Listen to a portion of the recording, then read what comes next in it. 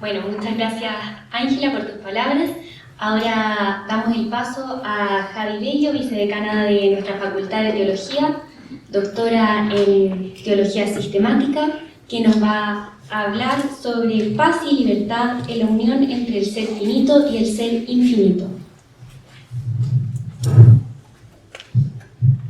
Muchas gracias, Ignacio, también por la invitación y a todos los que están aquí presentes. Este tema lo voy a abordar desde la propuesta de Edith Stein, así que es bastante acotado a este pensamiento, pero que nos presenta herramientas para la reflexión y el diálogo.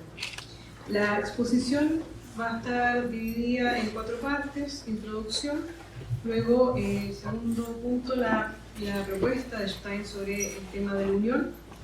Y ahí hay un importante detalle de precisión de conceptos para poder entender cómo ella ve esta unión y cómo se vincula con la paz. El tercer punto es el Espíritu Santo como dinamizador de la paz y planificador de la libertad, y las conclusiones. Bien. Según Edith Stein, el ser humano alcanza su plena paz y libertad cuando configura su vida en Dios, con Dios y hacia Dios. Proceso posibilitado por la gracia que une el ser finito y el ser infinito. La autoconfiguración la concibe como un proceso integral y personal que parte desde la vida interior, asistida por el Espíritu Divino, permeando cada aspecto de la existencia y manifestándose exteriormente mediante las tomas de decisión y el ejercicio de la voluntad. Desde el momento en que el Espíritu finito se descubre arrojado a la existencia, reconoce una inquietud fundamental que le impulsa a comprenderse en un mundo colmado de estímulos. Estos fenómenos resultan confusos sin el acompañamiento y contención de su núcleo primordial. La familia, la escuela, amistades y cada experiencia constituyen partes esenciales del proceso de autoconfiguración, que se torna progresivamente más consciente y conforme el individuo madura.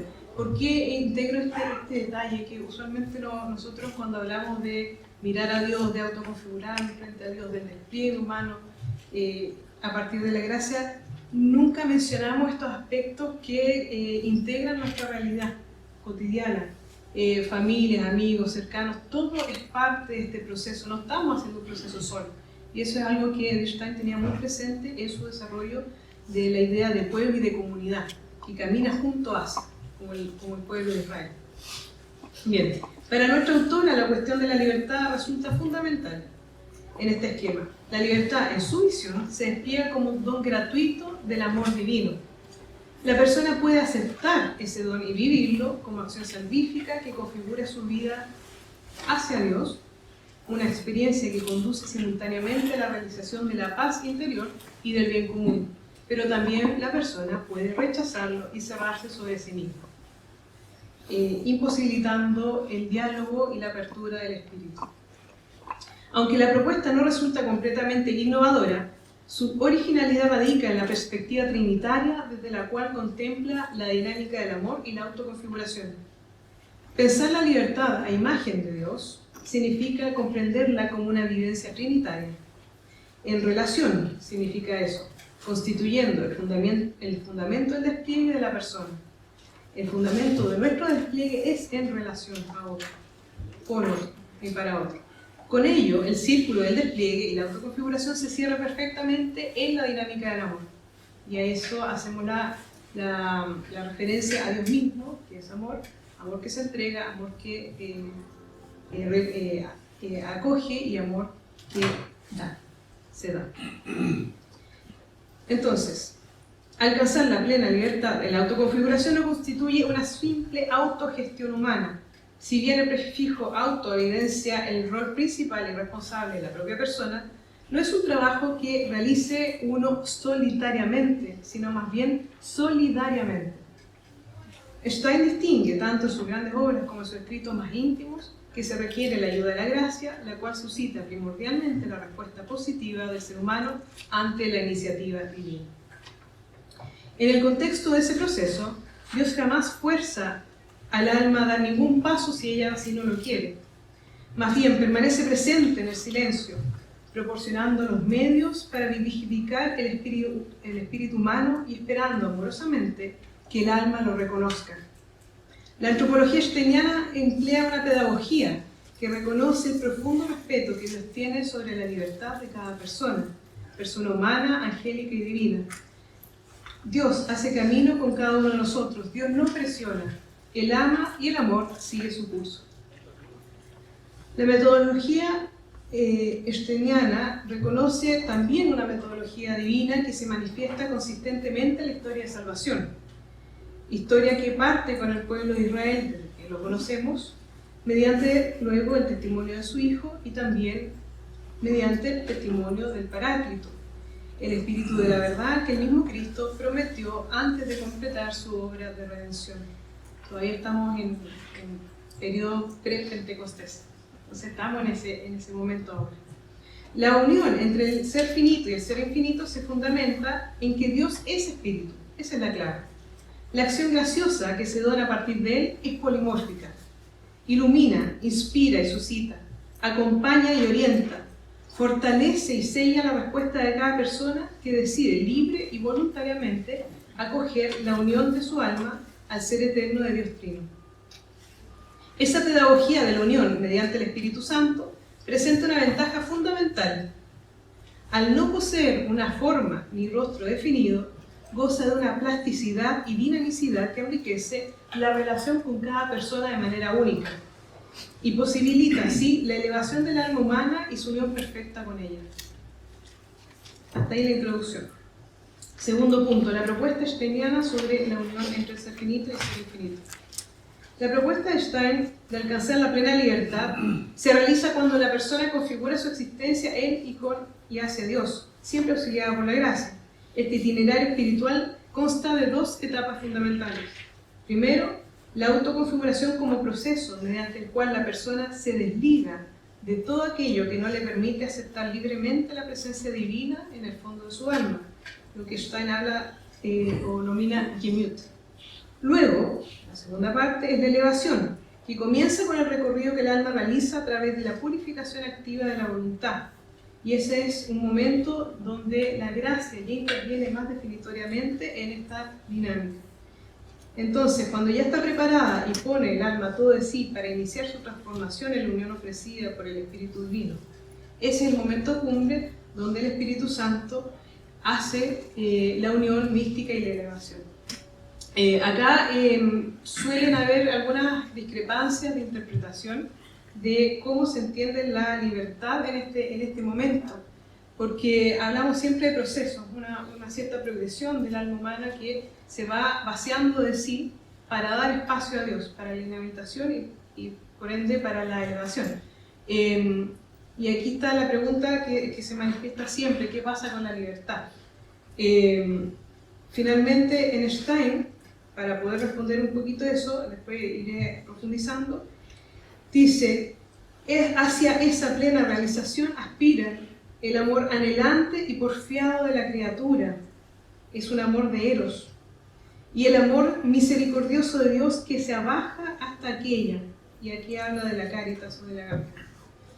Entonces, donde estos dos amores se encuentren, allí se hará realizando progresivamente la unión a costa de todo lo que se oponga a su paso y en la medida en que todo esto queda aniquilado.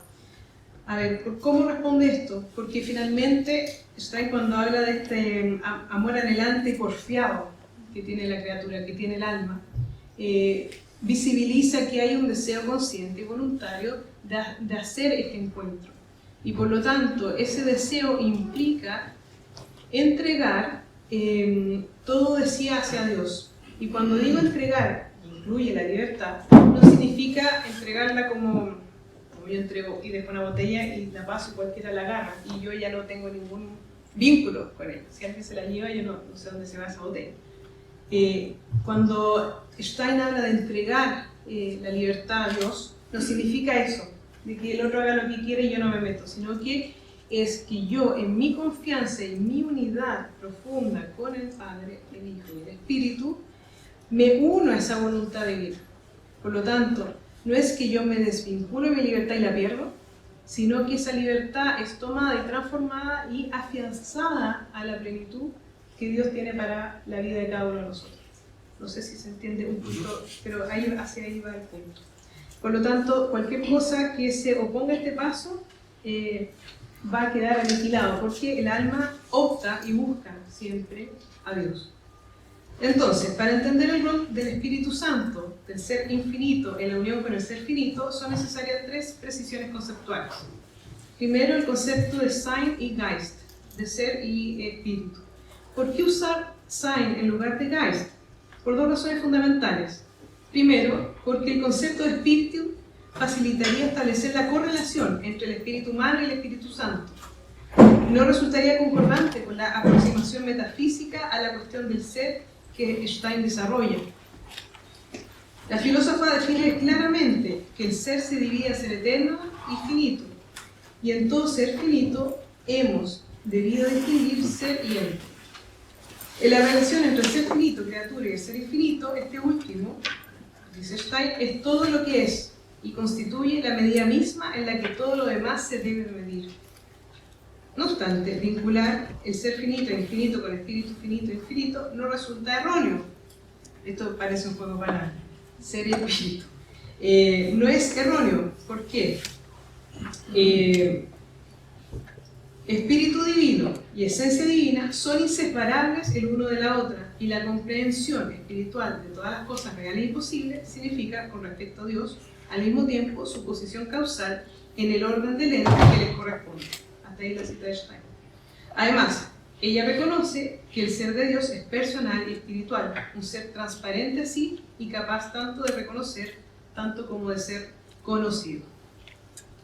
La descripción de ser puro se identifica con el retrato que elabora sobre las cualidades de la vida del espíritu, pues en el ser puro nada cerrado, imperfecto, sino que está en absoluta apertura, transparente en sí y a través de sí mismo. Similarmente, el Espíritu de Dios es perfectamente transparente para sí mismo y con plena libertad puede disponer de sí. En síntesis, puesto que la unión de amor es cosa espiritual, la relación entre el ser finito y el ser infinito puede darse recíprocamente. La segunda razón es mucho más práctica, es que Edith Stein ha elegido este concepto para titular su obra que sintetiza el corazón de su pensamiento. Ella misma ha elegido hablar de Endliches Sein y Ewiges Sein en lugar de Heiliges Sein. Entonces, esta obra, Ser finito y ser eterno, que es la obra cumbre, es donde ella quiere sintetizar o integrar sus conocimientos metafísicos, filosóficos, con su experiencia de conversión cristiana católica. Por lo tanto, es un diálogo entre teología, filosofía, fenomenología y teología que fluye mejor con este tipo de expresión. Ser finito, ser infinito. Porque ella no quiere centrarse ni en la fenomenología ni tampoco centrarse en la teología. Ella busca hacer este equilibrio. Y es esta expresión la que permite hacerlo de mejor manera. Segundo punto, el Espíritu Santo en la obra de Stein, Heiliger Geist. En el corpus steiniano, el concepto de Espíritu Santo aparece principalmente en 2 contextos: el biográfico y el místico espiritual. El contexto biográfico se refleja en sus cartas, donde abundan referencias al Paráclito, especialmente en saludos, buenos deseos y epígrafes. El místico espiritual se manifiesta tanto en sus trabajos sobre los padres del Carmelo, que son El castillo interior y Ciencia de la cruz, el primero sobre Teresa de Ávila y el segundo sobre Juan de la Cruz, como en sus meditaciones y reflexiones personales, donde las menciones son igualmente considerables. Sin embargo, en sus obras filosóficas, el término Heiliger Geist aparece con menor frecuencia. Por una parte, las menciones las realizan en referencia al magisterio, ya que en tanto en Ser finito y ser eterno como ¿Qué es el hombre?, que es otra obra muy valiosa de Stein, de corte más antropológico, Stein emplea numerosas citas para reafirmar la adhesión a la teología católica, y es donde aparece el concepto de Espíritu Santo. Por otra, integra ese concepto al razonamiento filosófico para destacar su rol como vivificador. Es bien puntual el uso que ella hace de Espíritu Santo, ya sea hablando de vivificador, dispensador de la vida o arquetipo de la vida creada, y lo nombra y lo reconoce como el don. El Espíritu Santo se revela entonces como tal en las relaciones intratrinitarias, permitiendo contemplar en él la plenitud de la vida divina. Esos temas se concentran principalmente en el capítulo 7 de Ser finito, ser eterno. Adicionalmente, pueden encontrarse referencias puntuales sobre el Espíritu Santo en textos como la estructura de la persona humana y naturaleza, libertad y gracia. Destaca también la presencia en los escritos sobre la formación de la mujer, en el texto llamado Vida Cristiana de la Mujer, donde Stein establece una significativa analogía entre el Espíritu Santo y lo femenino, relación que se fundamenta en la capacidad dinámica del espíritu para salir de sí y entrar en las criaturas, manifestando así la fecundidad creativa y planificadora de Dios. Finalmente, en los trabajos filosóficos, la referencia steiniana al Espíritu Santo se encuentra mayormente vinculada al Ewigsein, al ser infinito, como ser absolutamente trascendente, Dios en diálogo con el ser finito. Tercer punto importante, unión y unidad. Lo que se produce en el alma al ser elevada por la gracia de Dios es la unión. Y el concepto es Vereinigung. Y no es la unidad, Einheit. ¿Por qué es importante la diferencia? Porque la unión constituye la acción o el efecto de unir algo o de unirse, mientras que la unidad puede comprenderse de otras formas, como por ejemplo una propiedad intrínseca de un ser, en virtud de la cual no puede dividirse sin que su esencia se destruya o se altere, o también como distinción de la cual cada elemento forma parte de una serie o conjunto, o como singularidad en número y calidad. Ejemplos de estos son la unidad real del alma y el espíritu, como dice Stein, o la unidad de vivencia, que no implica una unidad exterior, sino esencial. Por lo tanto, aquí es lo que se produce es la unión y no la unidad entre el alma y Dios.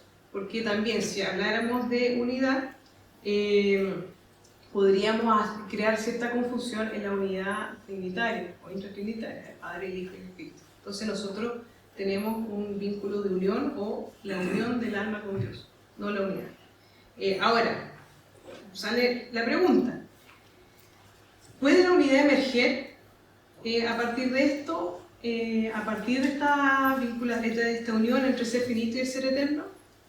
Aunque es una cuestión vital, aquí solo enunciaremos una observación que puede establecer las bases para una reflexión futura. Aquí Stein revela la clave en su conferencia sobre el misterio de la Navidad, cuando expone que uno de los tres signos de la filiación divina es el ut omnes unum sint, que todos sean uno, remitiendo al texto joánico de la oración en Getsemaní. Aquí Stein enfatiza en cómo se realiza la unidad. Como hemos señalado, el amor es en relación, y ella lo visibiliza a partir de este texto en dos movimientos. Ad extra, cuando dice los has amado a ellos, y ad intra, cuando dice Jesús, me has amado a mí. No sé si tienen presente el texto, pero se lo leo brevemente. Acá el texto es cuando dice, para que todos sean uno, como tú, Padre, en mí y yo en ti, que ellos también sean uno en nosotros, para que sean perfectamente uno y el mundo conozca que tú me has enviado y que lo has amado a ellos como me has amado a mí. El tema de ser uno puede llevar a entender que hacemos unidad con el Padre, lo que en un lenguaje coloquial y pastoral está correcto, pero en un lenguaje teológico presenta estos problemas de poder confundirse el tema de nuestra naturaleza humana y divina, cómo se relaciona o que estamos adhiriendo de una forma más esencial a la naturaleza divina, cosa que no es. Bien, entonces, con este texto de Getsemaní y en este énfasis en el cómo se realiza la unidad ad intra y ad extra, sí se refleja una intimidad de la relación entre amante, amado y amor en Dios, trino, como aparece en el ser finito y en el ser eterno, cuando Stein afirma que la vida íntima de Dios es el amor recíproco enteramente libre de todas las criaturas, inmutable y eterno de las personas divinas entre sí.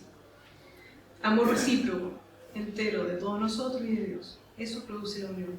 El amor constituye la clave para comprender la participación humana en la unidad divina, confirmando que cuando Dios ama, el amor sigue su curso y la libertad no solo permanece intacta, sino que alcanza su plenitud.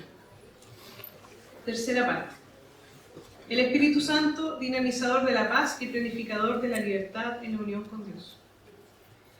Primero, la paz como fruto de la unión transformadora. En la propuesta steiniana, la paz no constituye simplemente la ausencia de conflicto, sino un estado de equilibrio interior que surge cuando el alma se encuentra alineada con su verdadero centro en Dios. La paz se experimenta como fruto de la libertad auténtica, cuando el ser finito responde amorosamente a la llamada del ser infinito. No se trata de una tranquilidad pasiva tampoco, sino de una vivencia dinámica de plenitud que emerge de la unión y participación en el amor divino. En la unión del ser finito con el ser infinito se genera esa paz que, como decía Pablo, sobrepasa sobre todo entendimiento en Filipenses, permitiendo que la persona permanezca serena incluso en medio de las tribulaciones exteriores. Dicha paz es signo visible de la transformación espiritual y manifestación concreta de la libertad alcanzada. Subpunto: la libertad auténtica, participación en el dinamismo del espíritu. Considerando las experiencias bíblicas de la Ruaj, sus diversas imágenes como soplo, fuego, viento, luz, etc., y también las múltiples interpretaciones, resulta imposible delimitar plenamente la acción del Espíritu Santo.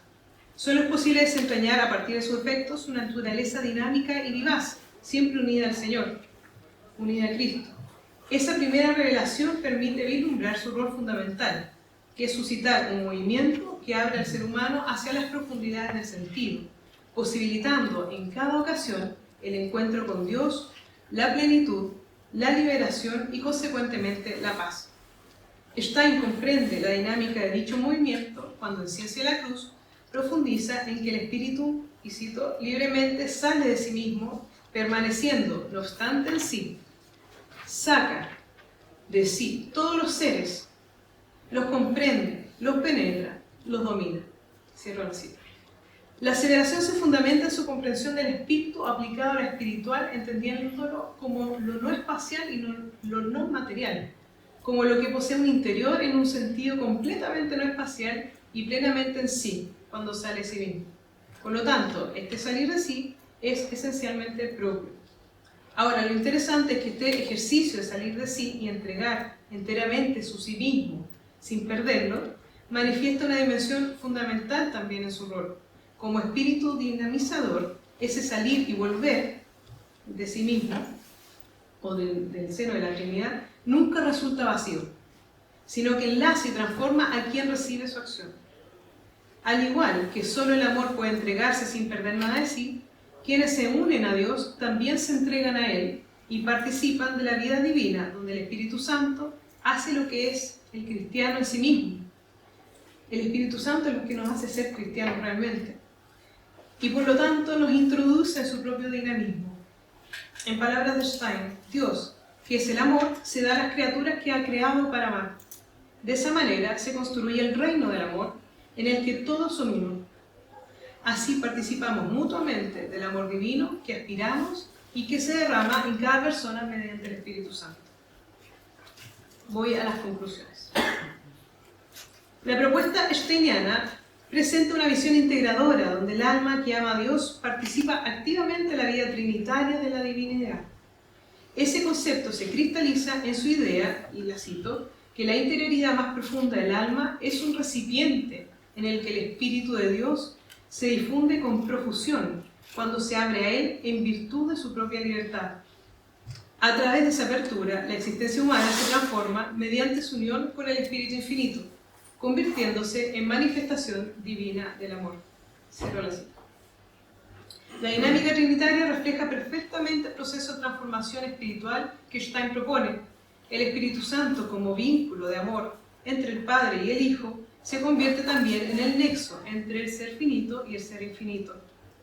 La unión no diluye la identidad, tampoco la identidad personal del ser humano, sino que la potencia y la eleva, permitiendo que la persona experimente simultáneamente dos frutos inseparables, la libertad auténtica y la paz profunda. La libertad steiniana, lejos de ser autonomía o autogestión, como decíamos al principio, constituye participación consciente en el dinamismo amoroso del espíritu. Como hemos observado, la libertad se realiza plenamente en la medida en la que el ser humano se configura en su existencia en Dios, con Dios y hacia Dios. no es un proceso de anulación, sino de planificación, donde la persona descubre su auténtica identidad en la relación trinitaria. Y aquí también hay un llamado a cada uno de nosotros, es preguntarse cuál es mi identidad en esta imagen trinitaria. No en un nivel ad extra, decir, bueno, cómo yo me relaciono, me vinculo o me asimilo, me identifico más con la imagen del Padre o del Hijo. No, sino que cómo veo mi rol frente a la creación, mi rol frente a la voluntad de Dios de haberme querido crear también. Cada uno de ustedes está acá porque Dios así lo ha querido. Cada uno ha llegado a la vida porque Dios así lo ha querido. Por lo tanto, aquí también hay un tema vocacional importante, donde lo digo porque me interesa que la teología no sea simplemente una reflexión o cuestiones que pueden parecer muy abstractas, sino que es importante tomarla e encarnar esta experiencia racional de la fe, que es la racionalización de la fe, o pensar la fe, que es lo que hace la teología, con pensar la propia vida. Por lo tanto, es sumamente importante que nosotros podamos descubrir nuestra auténtica identidad humana, nuestro ser, en la relación trinitaria. Entonces aquí es una tarea que queda como para la casa. Pero decir cómo me identifico, cómo vivo mi vida, cómo vivo mi fe, cómo vivo en mis núcleos vitales, como decíamos al principio. La familia, los amigos, el trabajo, todos son espacios vitales donde Dios me quiere. Entonces ahí yo tengo que reconocer y preguntarme cuál es mi identificación. En síntesis, es en la unión con Dios, mediante el Paráclito, donde el alma experimenta su transformación definitiva. Edith Stein comprende la libertad auténtica como participación en el amor divino que genera simultáneamente entonces esta paz. Ella, sin ser ausencia de conflicto, atiende a buscar la armonía interior y esencial que permite al hombre permanecer centrado incluso en medio de las dudas, en medio de las dificultades, los conflictos y las tribulaciones. La propuesta entonces integra paz y libertad como frutos inseparables y están garantizados y dinamizados por la acción amorosa de Dios. Entonces, el garante último de esa unión transformadora es el Espíritu Infinito, y la clave para comprender la comunión entre libertad humana y libertad divina radica en esta relación amor-espíritu. Sin la participación de la dinámica trinitaria no hay auténtica libertad ni paz. La originalidad de Stein consiste, precisamente, en haber articulado esta experiencia desde una perspectiva tanto filosófica como mística, ofreciendo un camino de integración donde la persona humana encuentra su realización plena en la participación de este misterio trinitario. Muchas gracias.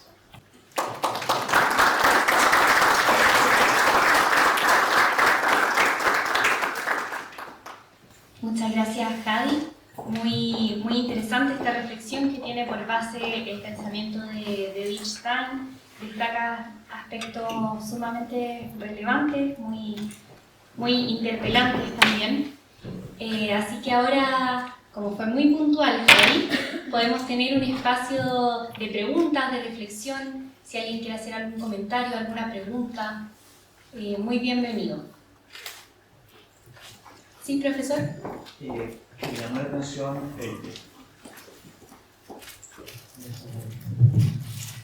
Me llamó la atención el tema de la unidad y de la unión. ¿Sería posible profundizar en el tema un poco del desarrollo espiritual de la persona humana a partir del pensamiento de Stein? Pero además agregaste un aspecto que me parece interesante, que es el tema de la identidad. Entonces, identidad, unidad, unión, parecieran ser tres conceptos que están unidos en el pensamiento de Stein. Si pudieras un poco profundizar en ese aspecto, muchas gracias. Muy bien. ¿Yo puedo sí, estamos bien. Ya. Entonces, es bien importante e interesante profundizar en esto porque muchas veces caemos, especialmente como en la vida pastoral y coloquial, de decir vamos a hacer unidad con el hermano, vamos a hacer unidad con Dios, vamos a rezar para hacer unidad, y está bien, porque la unidad habla de como una cadena. Cada eslabón unido al otro genera un concepto o una idea de unidad. Es como para decirlo a nivel humano, o sea, todos nosotros juntos, que estamos sentados acá y nada nos vincula, somos seres independientes, singulares concretos, como dice la hermana Annelies, que están simplemente, pero no tenemos nada en común, por lo tanto no hay unidad, o sea, no constituimos partes de un eslabón. Entonces, a ver, acá el desarrollo espiritual lo que quiere apuntar, la elevación del alma a Dios, es la unión y no la unidad. ¿Por qué?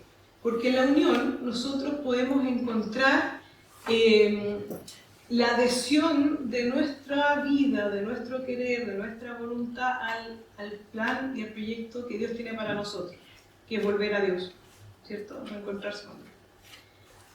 Ese plan requiere que el ser humano se mantenga absolutamente autónomo, autosuficiente, consciente, íntegro, y muchas veces cuando el término unidad se ocupa en este contexto, pareciera que la identidad se diluye. Que es lo que ponía el ejemplo con el tema de la libertad, que pasa cuando yo entrego mi libertad a Dios, como que la dejara de lado y me desligara de ella. Entonces, para evitar eso, esa confusión, y evitar pensar o la tendencia a diluirnos a nosotros mismos, que es un mal uso del término kenosis, que yo también lo he escuchado mucho, incluso en teología. Vamos a hacer kenosis, nos vamos a disminuir, nos vamos a negar, ¿cierto?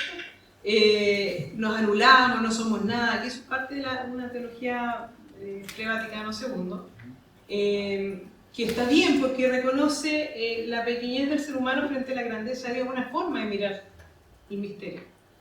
Pero el testimonio de Cristo nos muestra que el misterio tiene que verse como una participación. Somos amigos, no lo llamo siervos, sino amigos. O sea, Él nos mete hace un trabajo de equipo, por así decirlo.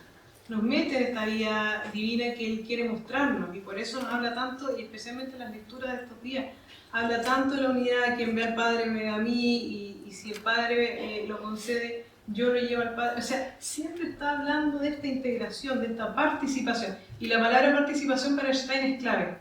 Eso es una palabra que siempre tiene que estar presente para entender cómo ella comprende la relación entre ser humano y Dios. El ser humano participa de la vida divina, por eso se une a ella. ¿Ya? Entonces, cuando hablamos de un desarrollo espiritual, y especialmente cuando hablamos desde la experiencia mística, en el texto que ella habla de San Juan de la Cruz, y empieza a hacer un análisis de la noche del sentido, de la noche del alma, de la noche oscura, ella no habla que lo importante sea tanto la transformación del alma, sino como la noche. ¿Y por qué digo esto? Porque finalmente la noche es ese espacio donde nosotros quedamos ciegos, por así decirlo, que es una metáfora que bíblicamente se ocupa bastante. En eso también no ver la ceguera por el exceso de luz. Ahora la noche es por la ausencia de luz. Pero siempre quiero referir una incapacidad de ver la realidad divina porque nos excede, no tenemos la capacidad de hacerlo. Entonces, en eso, si nosotros seguimos una teología como la que Stein propone, donde participamos, el no ver la noche no es un inconveniente para el encuentro con Dios. Porque yo me dejo guiar, porque yo participo de algo que ya está creado, ya está generado, que es la vida, la riqueza de la vida y de la creación. Dios me hace participar de eso. Y por eso, con el tema de unión y no de unidad, yo mantengo esta identidad, yo mantengo esta capacidad de adherir, de participar, y mantengo mi libertad.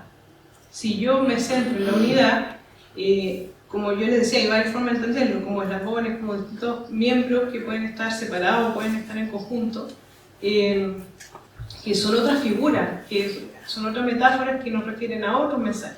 Acá el mensaje nos quiere hablar de la participación en la vida divina, y para eso la unión es fundamental, para mantener la identidad. No sé si se entiende. ¿Alguna otra pregunta? ¿Comentario? Crítica. ¿Crítica? ¿Sí? ¿Antonio? Si me permite, una aclaración que es cómo aparece, no sé si en Edith Stein o en el tema general del espíritu y la relación con nosotros, ¿no? El concepto de infinitud y su diferencia o no diferencia con el concepto de eterno.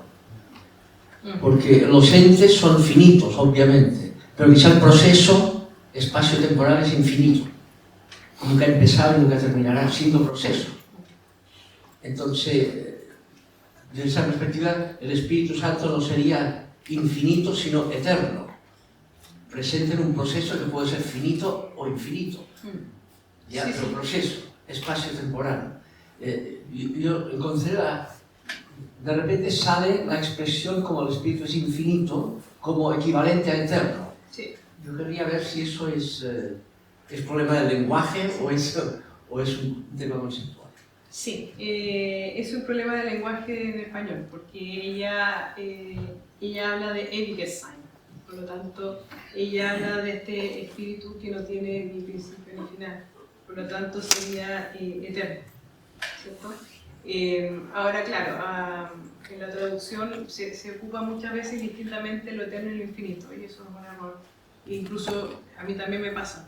Ahora, si bien Dios es eterno, el espíritu en su calidad el espíritu humano en su calidad de participado o participando de la unión con Dios, no en esta vida plenamente, pero sí en la futura, él puede participar de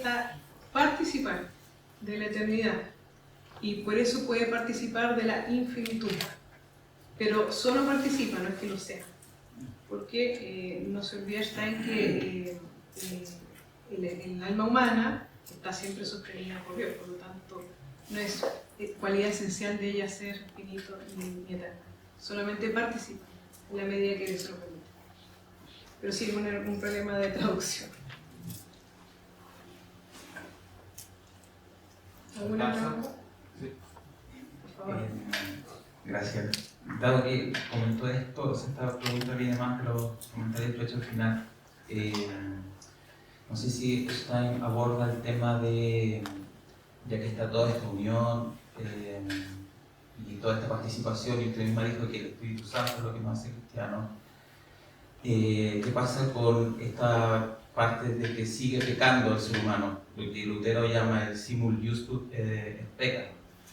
No sé si abordará ese tema, o usted nos podría comentar algo de que a pesar de que nos mantenemos unidos y podríamos encontrar una vocación o una identidad en Dios o en el Espíritu, sigue estando esta parte que pareciera como alejarnos. Sí, acá hay tres palabras claves que ocupa Stein que podrían ayudar a pensar una respuesta, que es tema del despliegue, el proceso y la participación. El despliegue en cuanto al ser humano, ella cuando habla de la autoconfiguración habla del despliegue, y no habla del desarrollo, porque, a ver, en Stein no hay una linealidad en cómo ella comprende la experiencia humana. No es que uno, como en el colegio o en la escuela, que uno va primero, segundo, así, avanzando, lo mismo en la universidad, aunque con más que uno va adelante 4 veces, pero no hay una linealidad en esa progresión para Stein, en ninguna cosa, ni en la historia, ni en las comunidades, ni en la experiencia humana de Dios. Lo que sí hay un despliegue. Este despliegue significa que yo en este encuentro con Dios voy reconociendo, en la medida que entro en mí mismo, voy reconociendo partes de mí que requieren ser moldeadas para dar espacio a la presencia de Dios en mi vida, a través del Espíritu, que es lo que hace que el alma se abra hacia la trascendencia. Entonces, el despliegue es lo que permite que yo vaya discerniendo eso en los distintos momentos de mi vida. Y ese despliegue no es lineal tampoco, ni es consistente en su frecuencia ni en su fuerza. El despliegue va a ir de acuerdo a nuestros condicionamientos culturales, sociales, económicos, la salud, los deseos, el ambiente, etc. Porque el despliegue va de la mano con la experiencia vital del ser humano, con la conciencia que se reconoce en un contexto determinado, que es un contexto que es siempre cambiante. Entonces, por eso es importante que entender que no es un desarrollo, sino un despliegue. Y acá la palabra proceso y no progreso también va por eso, porque es un proceso que tiene... se define en el pensamiento de Stein, José Luis Caballero lo define como un mosaico, ¿ya? Esa figura del mosaico yo también la aplicaría a cómo yo entiendo la vida, incluso la vida humana, que va para adelante y para atrás porque uno se propone no pecar más, se va a confesar, dice ya nunca más, no cometo el error, pero igual cae en el error. Entonces, es un proceso y los procesos también, no, en este sentido tampoco son lineales. Esa es la segunda palabra. Y proceso requiere, ¿y por qué es importante? Y es distinto despliegue de proceso, porque el proceso también requiere un compromiso. Yo estoy consciente de que estoy viviendo una vida que estoy construyendo, estoy autoconfigurándome hacia Dios. Y ese autoconfigurarse implica un reconocimiento de mi responsabilidad frente a este llamado que tengo de Dios. Yo soy responsable del llamado que he recibido. No le puedo echar la culpa a los demás, que no me dejan aceptar otras cosas. Yo soy responsable de mí misma. Y Stein, esto no vamos a profundizar ahora, pero Stein también va un paso más allá y dice: yo soy responsable de la creación y soy responsable de mis hermanos, de mi comunidad. Yo también soy responsable. Entonces, pero eso es harina otra cosa. Entonces, yo soy responsable, por lo tanto, el estar en un proceso implica que yo soy consciente, libre e voluntaria de estar responsablemente comprometida con el destino de mi vida. Y la tercera palabra es participación, que a mí me gusta muchísimo que Stein la ocupa en lugar de grados, sí, porque usualmente en teología hablamos de grado cercanía, grado perfección, Santo Tomás lo ocupa bastante, y establecemos pirámides jerárquicas, donde no podemos hablar de linealidad, por lo tanto tampoco hay jerarquía en ese sentido.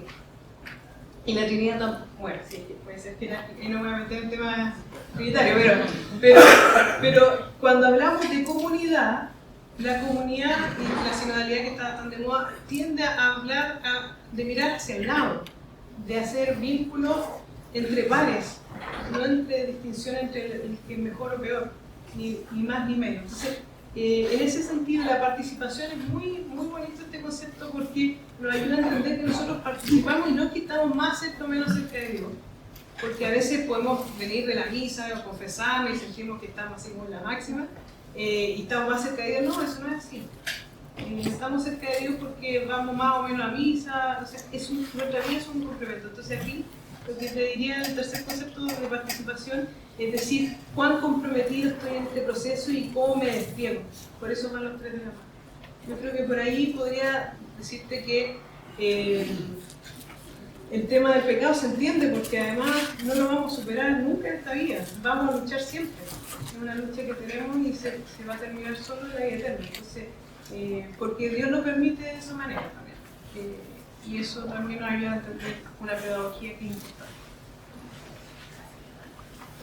¿Quién más? Una última pregunta, me dicen. Sí. No sé si requiere micrófono. No sé si es necesario, pero la pregunta tiene que ver con la última pregunta, un poquito la idea de la participación. Quería saber si esta dinámica de la participación tiene que ver algo con esa idea de la fenomenología, que es la intencionalidad. Entonces estaríamos hablando entonces de una ontología completamente distinta, digamos. Y no sé si eso está presente en Stein y al mismo tiempo, en ese sentido, esa participación se entiende como una cosa vital, no necesariamente como algo abstracto, sino que tiene que ver con las formas de vida que tiene el ser humano y que por supuesto ahí está en relación con Dios en el espíritu, ¿no es cierto? No sé si algo tiene que ver con eso. Sí, directamente la intencionalidad en este tema no aparece, pero sí en el pensamiento steiniano la intencionalidad es clave cuando hablamos de libertad. ¿Por qué? Porque cuando habla de el primer peldaño, digamos, de esta idea de libertad, habla de los actos libres que son actos intencionados, que no es lo mismo que intencional, ¿ya? Porque aquí en la fenomenología la intencionalidad habla de la direccionalidad de hacia dónde yo enfoco mi vida o hacia dónde yo camino, hacia dónde quiero ir, qué quiero alcanzar. Por lo tanto, eso en fenomenología implica ser consciente, muy consciente del ambiente, ser consciente de quién soy y quién es el otro. Como que se activa un super radar con la fenomenología cuando uno ve el mundo. Y por eso, cuando quiere hacer realmente una producción fenomenológica, tiene que hacer esta escogida de decir, mira, que uno nunca lo va a lograr, porque siempre va a tener sesgo, pero llegar a la máxima escogida es lo que más te va a permitir reconocer eso. Y ahí es donde la intencionalidad sí se manifiesta con mucha fuerza con el tema de la libertad. No tanto en el tema de la unión, porque más que la intencionalidad es la idea que tiene Stein acá es de los padres carmelitas. O sea, ella ocupa mucho el trabajo de Teresa Dávila de las moradas interiores. Entonces, ella más que pensar en la intencionalidad en esta parte de su obra, busca la introspección para vaciarse de todo lo que no me permite estar cerca de Dios. Pero sí la intencionalidad a nivel fenomenológico está principalmente en su obra Ser finito, ser eterno, Acto y potencia, Naturaleza, libertad y gracia, claro, la intencionalidad. Y con la participación, en este caso, en este contexto, no tanto. Es lo que te podría decir. Bueno, damos un aplauso a la doctora.